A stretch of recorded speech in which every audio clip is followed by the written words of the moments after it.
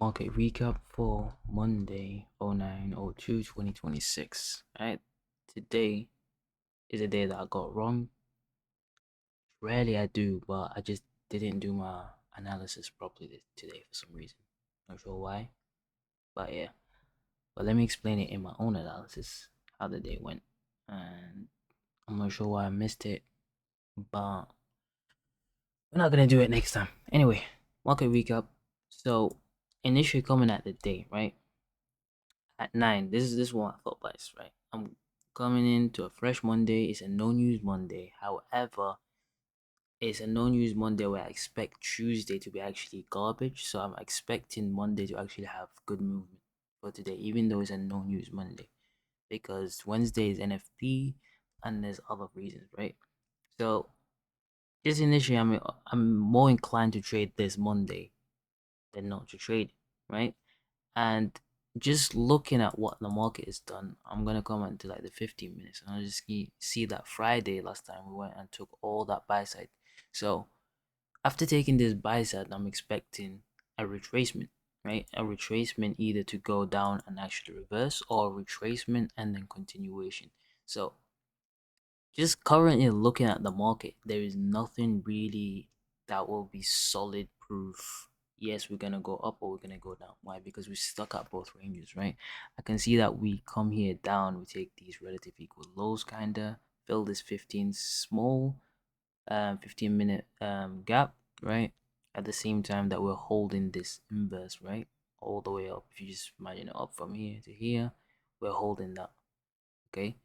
But then we go up, back up down here to the low of the new weekly opening, I mean to the high of the new weekly opening gap and start trading lower, which is also the OTE of this range. So in this current mid-range, we could go either way, literally. As in normal times, my analysis, we could go either way. So I don't know how I framed an idea of shorts all the way to this low, the minimum, when the confirmations, once we haven't even lost these supporting ideas for bullish price action, right? So if we're bullish, and this is always the case, even if I'm bearish, I always put the case. If we're bullish, what we're gonna do? We're gonna go from this high to the low, and we're gonna need a discount for this range, then liquidity and the PDA rate. And if we do not stop, if we do not stop at the PDA rate to the tick, or very very close to it, even like the bodies are not closing and stuff, then after that I can be bearish, right? If I'm in the case that I don't know. However, today we come down, discount liquidity, and we stop at the PD rate to the tick, and then we go higher. So it's just an obvious day that I just didn't. I don't know. I guess let's call it rusty, right? I'm just rusty a bit or whatever, or impulsive, one of them was. So in terms of how I would start the day, and like let's say I'm starting it right now. This is the 15 minutes, right? I always start at the 15 minutes, then go higher, then go lower again. Okay. I just need to see the general census. I can't see why would price stop here, right? So then I would go higher, right? I'm going to the daily. What do we have in terms of PD arrays? And as you can see, we have this suspension block on the daily, right? I'm not gonna pull the chart out on the annotations because it has too much. So on the daily, so I'm gonna see is there any correlation to that. Once I pull the quad one, right, which has this suspension block, by the way, this is the quadrants of it. I can see that this high makes a fair value gap, then another fair value gap straight through the upper quadrant, right? This, in terms of a higher one, would be a wick, right? And the bodies are still respecting the upper quadrant of the suspension block. What does that mean? Bearish, right? Then we come all the way down and remember that high again at 824 is the lower quadrant, right? The OTE is the lower quadrant of the suspension block, which is also the high of the new weekly opening gap. What does that mean? Bearish, right? If and this is what I came to the chart like around here, and this is what I was watching. I was like, okay, I don't trade pre-market, but if we go through this, I'm gonna take this entry and this, like in my head, this is a trade in my head to the lows, right? Targeting all of this low resistance liquidity run, and as you can see, price has done that. So I'm still not gonna be like, oh, because I can see a couple of pre-market trades. Because this could have just done this, right? 9:30, boom. That's why I'm still on the lookout for the pre-market trades and just watching really how they move, because this was too obvious, right? Like, it's bearish, it's gonna go down, but that doesn't mean the whole day is bearish. That means, okay, this could be the manipulation, which is what I lacked for today, right? So that's the manipulation. Where is the manipulation? Like I said, discount liquidity PDA array, right? So now let's pull up what would I look at from the 4 hour, right? Because on the daily we have nothing for bullish, right? We're looking for bullish. Right? On the 4 hour, what do we have? We have this fair value gap right here from to here to here, and we have this inversion right there as a discount array, right? So once I pull up discount, which is from that low to this high, right? We're looking for discount, and then we're looking for liquidity, and then under liquidity a PD array. What's this? This is the upper quadrant of the inversion, and this is the midpoint of this bullish fair value gap, right?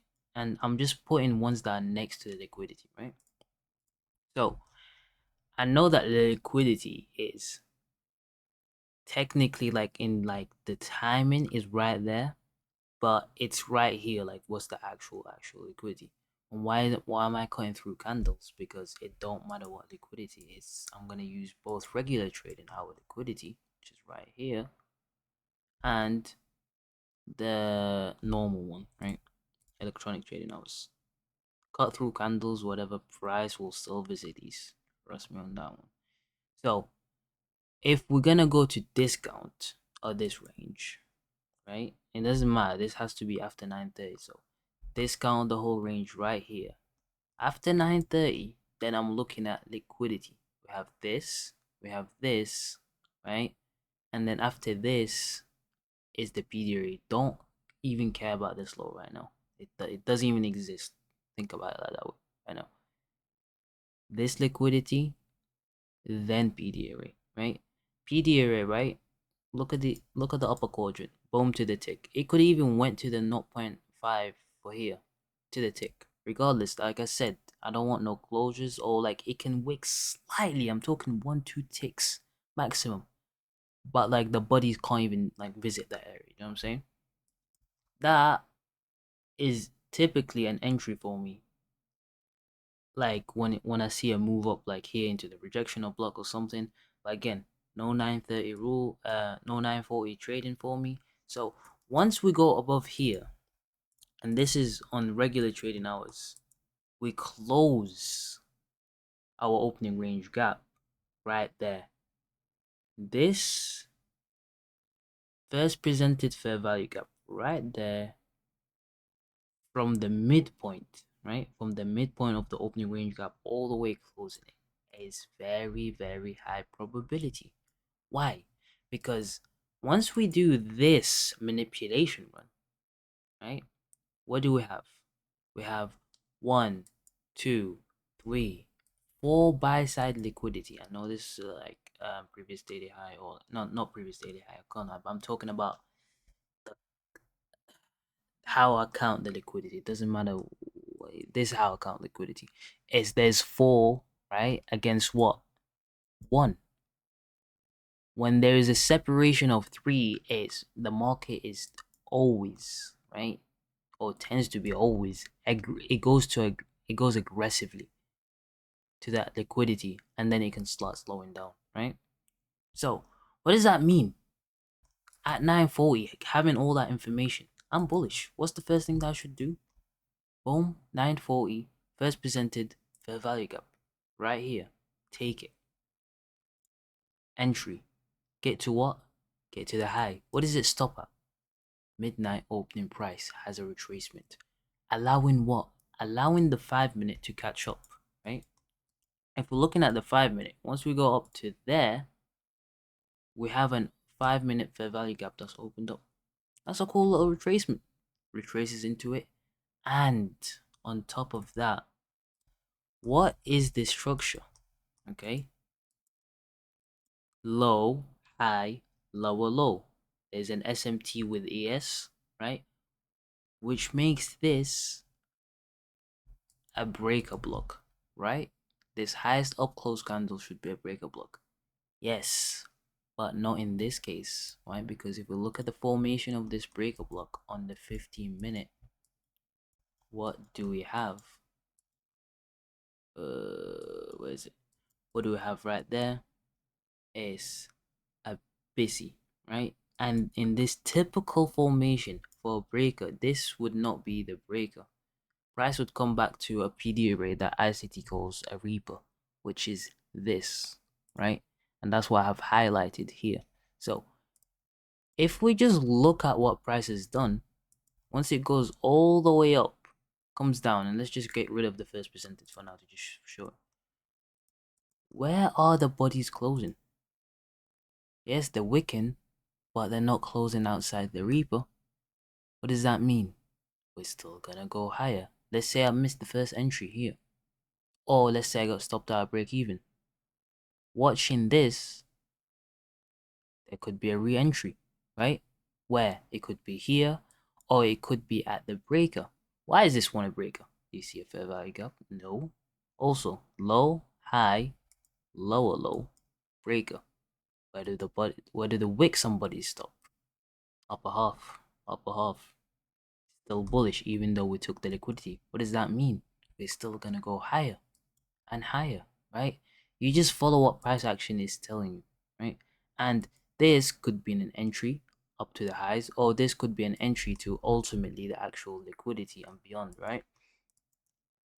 So it's just very unfortunate that I got the buyers wrong for today, even though it was obvious.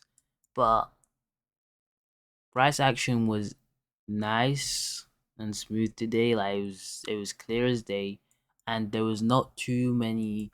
Even though it was having deep retracement, it wasn't anything crazy, right? Because in terms of 5 minute, right, or in terms of any other, like this retracement, you could just see it coming down to the order block or whatever you want to call it. Little fair value gap here, discount or this range. This could be an entry in itself. Like it doesn't have to be as detailed as I'm showing in the 1 minute. As long as everything is aligning, then it just makes sense to just be long, right? I'm gonna just keep the market recap at this length, right? Because there's nothing more to it. It was a simple day. We went to discount and then liquidity and then the PD array as a teach, and boom, straight to the other side of the liquidity. This is a Judah manipulation, right? And normally when I say a Judah manipulation, I have to get the 930. I even do this, so price should stop at the 2.5 or the 4, right? So negative 2.5 and the 4. I'm not sure which one. If I have it lined up properly, it should be 2.5. So 4 should be there, right? 2.5 in that range. Did I get the actual 930? No. I actually like to use the actual 931, even though if it didn't go to the high of it. So right there. So it doesn't matter. 2.5 is max. Even let's say if you're just trying to do just the actual basic, you know what I'm saying, one, rather than you actually using the 931 for the wick. It just depends. 2.5 more than enough. Lines up exactly with Asia high. Relative equal highs, clearly clear as day. And that's it. That's the TP. Oh, and you could have entered here, right? Aggressive entry, actual entry on the new daily opening gap, first presented fair value gap, the Reaper, the 5 minute fair value gap. Literally so many confluences, like nobody could miss this. Except me about and get out the 2.5. Anyway, that's the market recap. I'm gonna try to do better tomorrow, I'm guessing. And yeah, peace out.